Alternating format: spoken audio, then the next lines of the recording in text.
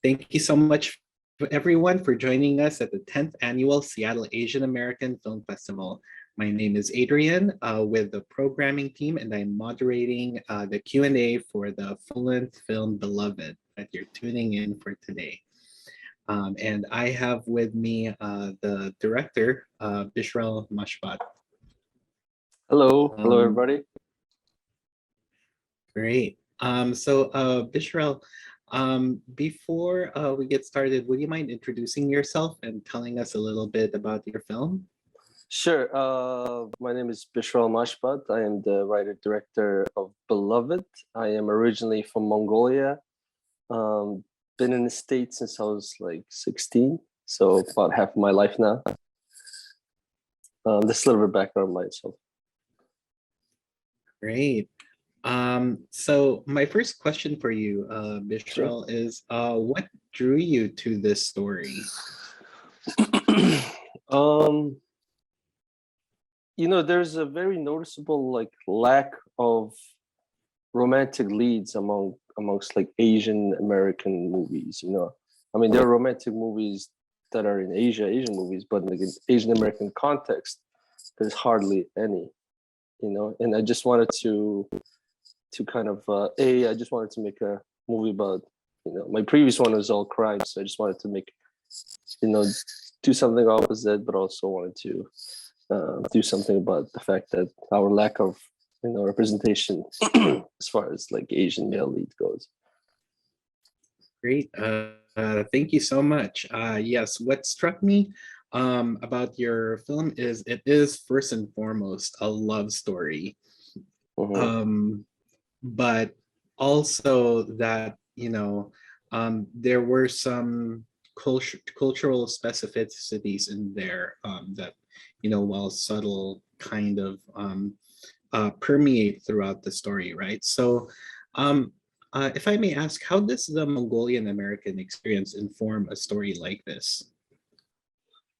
Well, there's not many Mongolian Americans. I mean, in context of like other communities, we're very, very small. There's only about 30,000 of us, and me being Mongolian American, I can only be truthful to my own experience. I can't really kind of speak for others. So that kind of naturally led to, just kind of write what which is kind of, my people, my community, the stuff I've seen throughout the years of me living in America.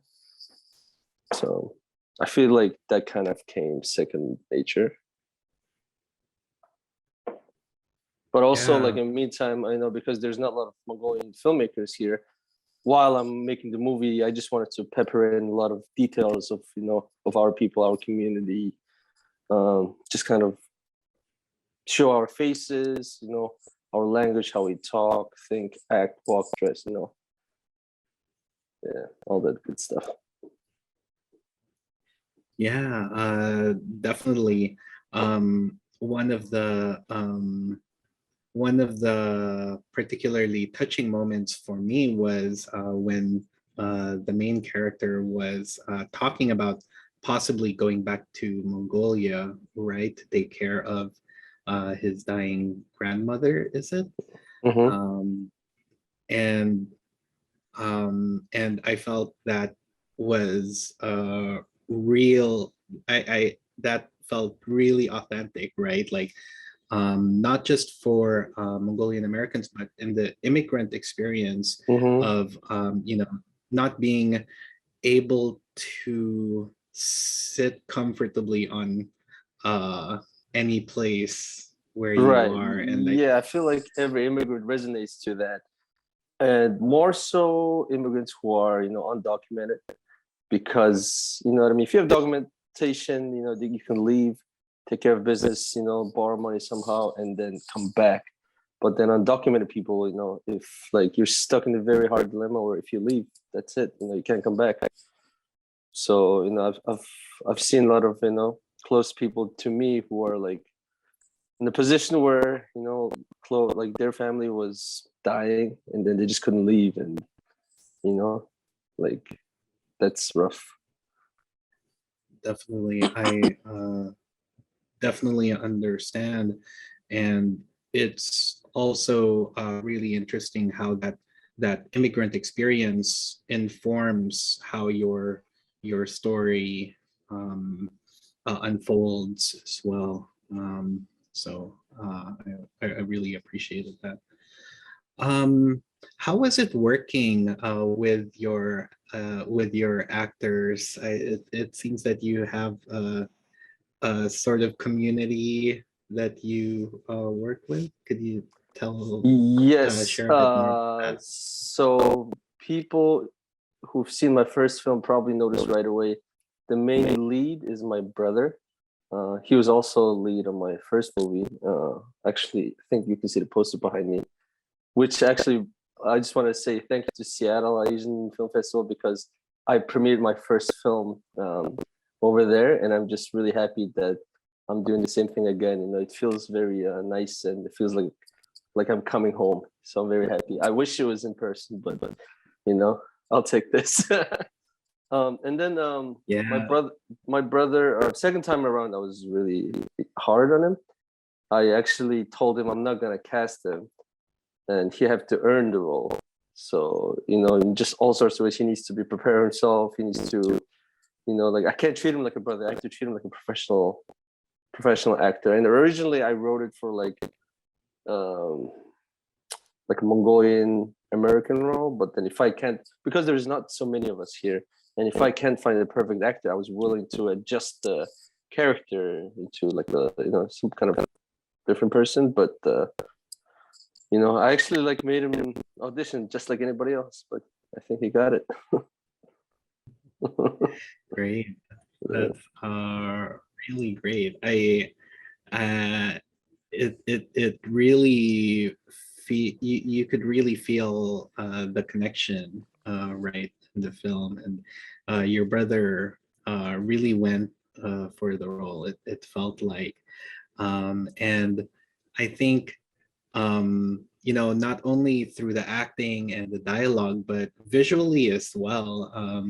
I thought your film was quite distinctive. So I was Thank just you. wondering, what were your cinematic inspirations? Like, what did you draw from?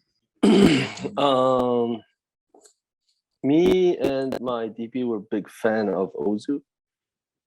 And you know, originally we were talking about, even before our last movie in the Land of Los Angeles, we were talking about a movie where we kind of like the whole movie is a painting, you know, so it's everything's on sticks. Because nowadays you have a problem of like camera always moves and actors don't move as much. You know what I mean? Like there's a saying like back in the day, actors move in the frame, but then now it's like actors stay steady, but camera moves too much because it's so affordable and doable to move the camera. So we just kind of wanted to, you know, make more restrained film and just kind of also the style to kind of accommodate the pace and the tone of the movie. So we wanted to kind of make the movie look and feel like observational painting, you know. So a lot of Ozu. I'm a fan of Zhuagintsev, Haneke. I don't know. I can just go down the rabbit hole of so many great directors. That's great. I actually was kind of thinking of Ozu uh, while watching your film, like all the stationary shots of the interiors of the rooms, it's just quiet and meditative and really reflective. I think I just really appreciated your particular style and your approach in making Thank you. this particular film. Thank you. Yeah, definitely. So since so just backtracking a little bit, about your previous film, which yes, definitely, when we saw your submission, we were like super excited to have you back at SAAFF as well again this year. So I was just wondering what has happened since your first film, and how did that inform your process of making this new one? Yeah, since first film, I've been fairly busy. I have a few projects in development right now, because those usually generally take longer. But originally, this film was meant to be a companion piece to my first film. So I think almost as soon as I was done editing that, I was already halfway through on the script, and we had the shooting schedule, already mapped up. Good thing we were able to film everything before the pandemic started, because otherwise that would have really wrecked us. Yeah, I've been busy. Love to do more projects, bigger projects, but I'm just glad that I'm able to stay busy. Yeah, definitely. Were you able to share your films with the Mongolian community? And if so, how Oh did they, yeah. how did So they? first movie, we premiered. We played in a good number of festivals. We were actually able to open nationwide in Mongolia, so that was very cool. We were in all the theaters across the country, albeit for 2 weeks. But I was here, but I was kind of like Googling all the different towns and cities, and our screen was like playing all over the place. I was calling my friends over there, be like, "Hey, like, how's the picture looking? I'll send you money. Can you just go in there and watch the whole thing again?" Yeah, so it's fun. We had that good experience. Critics took it very warm to us. So the reception has been really great. Ever since, I feel like at the SAAFF we just kicked the door open, and so far, like everybody has been nothing but kind to me as far as the reception goes. And it was really nice. So when we were playing at the Los Angeles Asian Film Festival, seeing the SAAFF people, it just felt like family.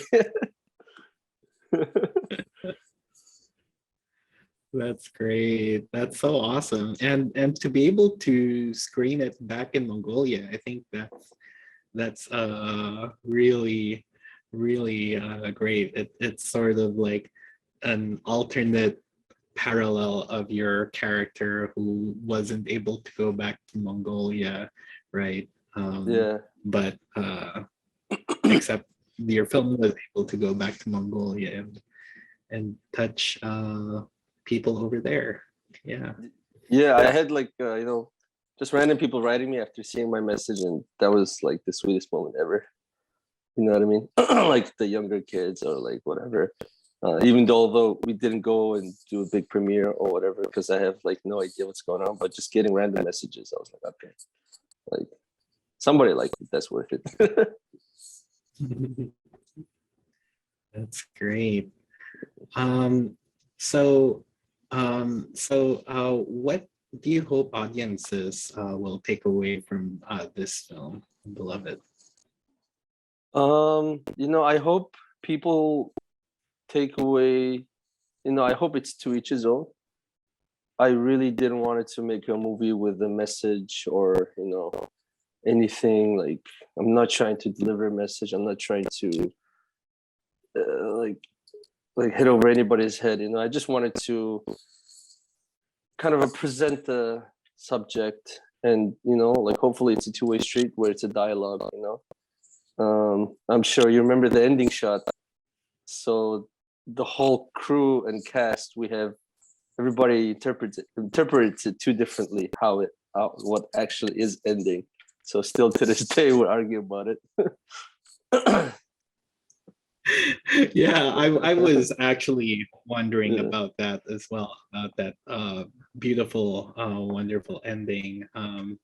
I was thinking of asking you about it, but I guess not. I think it's better to keep it as you intended it, open-ended, and I mean, just I have my version of the ending, but I could also be wrong.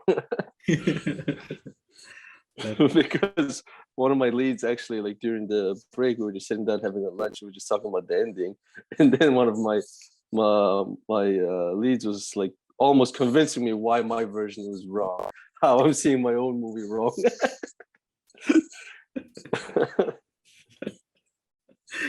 So I'm pretty happy about that.